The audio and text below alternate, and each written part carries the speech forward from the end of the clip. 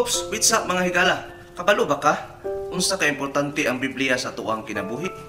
Gani karon, daghang mga tao moingon niya ang pundasyon sa tong pagtuo no dili na Biblia. Apat tong hinumduman kanunay no mga higala nga ang Biblia mo'y pundasyon sa tong pagtuo diha sa Ginoo.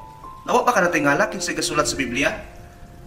Kung atong basahon ang 1 Pedro 1:20 o 21 nagingon dito. Apan labaw sa tanan, hinumdumi kini, walay bisan kinsa nga makasaysa sa kalugan sa mga propesiya sa kasulatan, pinaagi sa iyang kagwalingong panabot. Kay walay propesiya nga nahimo gumikan sa pagbuot sa tao, ang Espiritu Santo mo ay nagmando sila ang pagsulti sa mensahe nga gikan sa Dios. So kinsay gasulat sa Biblia?